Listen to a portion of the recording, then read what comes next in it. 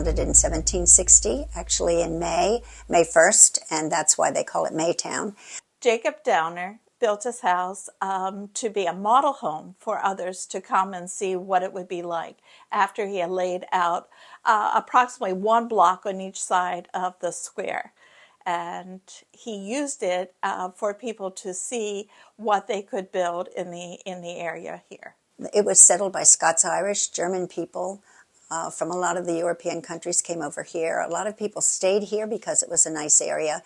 They got here on Old Peters Road, which was the road that was in the area, the only road at that time. There were basically 3 groups of people that were here, if you talk about ethnically. The Scots-Irish and the English were here first, and a lot of them were Presbyterians. They were fleeing involvement with the English. That's why they came here. But they also, most of the people that were first residents were farmers, but also doubled as Indian traders.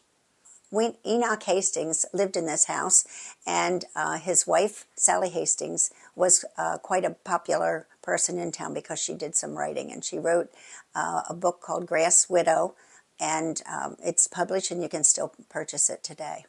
Also living in this house was Hen Flick. Hen Flick was living in a later time, but he was quite a character. He decided he was like a self-proclaimed pastor, or lecturer, I should say, and he would go up to the town square and he would preach and everybody would just go by and wave to him, but he didn't seem to mind. And he also was an artist, and he drew on the wall that you can still see in the museum. We left the drawings here. He was a very good artist. I mean, obviously our most famous native son was Simon Cameron, who was Lincoln's Secretary of War and United States Senator from Pennsylvania and all of that. And we in Maytown have 4 active churches that were settled by the settlers. Donegal Presbyterian Church was one of the older churches in our East Donegal Township. Mayfest is a celebration of the founding of Maytown. It's usually the first Saturday of the month. And we have demonstrators that demonstrate soap making, glass blowing, flint making, different things like that to keep history alive and to also educate the townspeople of the way it was. One of the wonderful things about Maytown is we have a lot of the houses still today that we had 200 years ago. And so in order to really have those houses shine and have people really understand what they were used for, we are incorporating them in our scavenger hunt. And we're going to have a docent in front of 10 houses, and those houses will be telling you about what was going on in those houses. Welcome to the Joe Brenneman Strassbaum Markley Darling House. That's a mouthful. Oral history on this house is that it was built as a jail.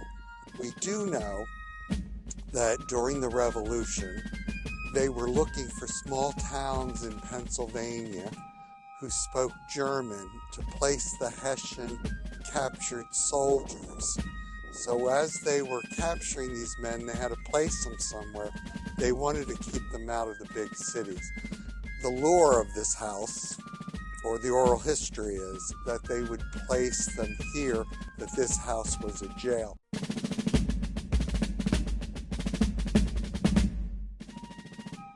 I'm standing in front of one of the lovely and historic buildings that was home to many families between the Revolutionary era and now. It is an English-style house opposed to the German house because it has a central hallway flanked by 2 rooms on each side. During the Mayfest, I will be impersonating one of our town's historic figures by the name of Ludwig Lindemuth, whose friend, John Nicholas, lived here in this house and made broadswords for the American Revolution.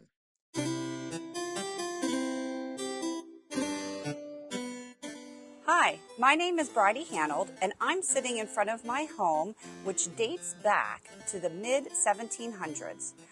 Also, the front section was added on in the 1800s. This location is going to have two historical demonstrators. Both made tools. One is the flint knapper and one is the blacksmith. The flint knapper made tools out of stone, of course, molding and shaping and breaking those pieces to make things such as knives and spearheads.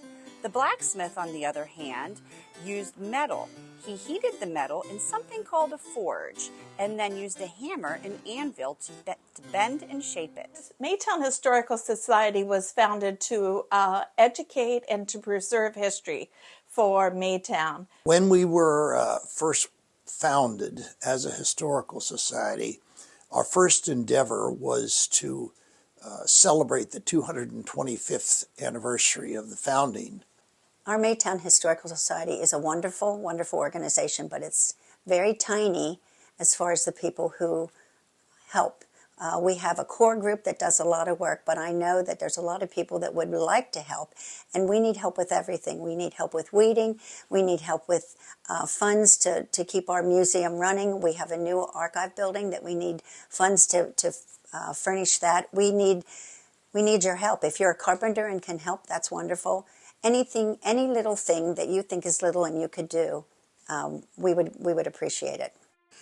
We hope to see all of you come to our Mayfest and share in it this year, which occurs on May 2nd, and it lasts from 10 to 4. Please join us. We'd love to see you.